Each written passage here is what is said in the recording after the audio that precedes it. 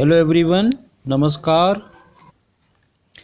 De Broglie's explanation of Bohr's postulate, which states that electron revolves in that circular orbits in which their angular momentum is simple multiple of h upon 2 pi.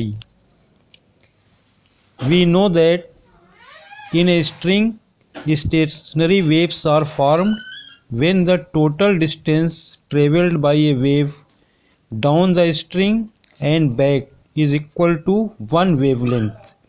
Two wavelengths are any integral multiple of wavelengths. इस diagram में एक string दो supports के बीच tightly बंधी हुई है. This string is tightly bond between two supports and when we plug this string, suppose stationary waves are formed that so that length of the spring is equal to wavelength of the wave. तो यहाँ देख रहे हैं दो loops form हो रहे हैं और स्टेशनरी वेव या स्टैंडिंग वेव्स में हम जानते हैं कि जो नोड्स होते हैं वहाँ डिस्प्लेसमेंट जीरो होता है और एंटी नोड पे डिस्प्लेसमेंट मैक्सिमम होता है. So stationary waves are form in bounded medium. तो इस स्ट्रिंग में ये दो लूप्स फॉर्म हो रहे हैं. लेंथ ऑफ स्ट्रिंग एल है. Now distance between node and node is equal to lambda by two. So lambda by two is equal to L by two और lambda is equal to L. तो standing waves या stationary waves की condition क्या है कि जो length है spring की वो लेमडा का सिंपल मल्टीपल होगी. अगर यहाँ 4 लूप्स फॉर्म हो रहे होते in that case 2 lambda is equal to L और lambda is equal to L by two. For an electron moving in nth circular orbit of radius R, the total distance is the circumference of the orbit, which is equal to 2 pi r. Thus 2 pi r is equal to n into lambda, where lambda is the de Broglie wavelength of electron. When around the nucleus electron is revolving in circular orbit and radius of the circle is r, then this revolving electron associates a wave with it. This is known as matter wave. So in this diagram you may see here that this circumference of the circle 2 pi r is equal to 4 lambda. These are stationary waves formed because of matter waves.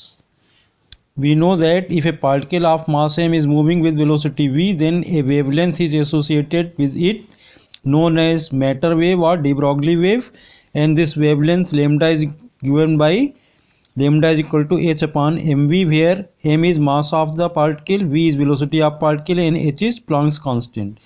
So around the nucleus electron is revolving with velocity v, so wavelength associated with it is equal to h upon mv. de Broglie ने ये कहा कि जो particle matter particle अगर v velocity से move कर रहा है तो उसके साथ एक वेवलेंथ एसोसिएट होती है और ये इस वेवलेंथ को हम formula lambda is equal to H upon M B से कैलकुलेट कर सकते हैं. This is known as matter wave और de Broglie वेव. तो जब इलेक्ट्रॉन न्यूक्लियस के चारों ओर रिवॉल्व कर रहा है तो इसके साथ भी एक वेवलेंथ एसोसिएट है. तो जैसे स्ट्रिंग भी ये स्टैंडिंग वेव बन रही हैं, अगर स्ट्रिंग में सपोज 8 वेव्स फॉर्म हो रही हूँ ऐसे, जैसे यहाँ पर एक वेव है, एक की जगह कितनी 4 वेव्स, नॉट 8, 4 वेव्स फॉर्म है और उनको हम एक सर्किल के फॉर्म में स्ट्रिंग को मोल्ड कर देते हैं.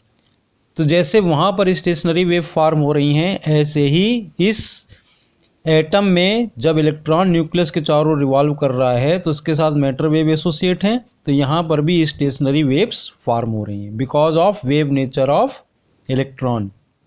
Now circumference of the circle is equal to 2 pi r, where r is radius of the circle.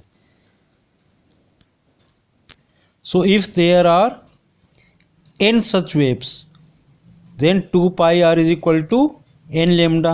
Now substitute in place of lambda h upon mv. So 2 pi r is equal to nh upon mv, or mvr is equal to nh upon 2 pi. This mvr is angular momentum, where m is mass, v is velocity, and r is radius of the circle. mvr is angular momentum.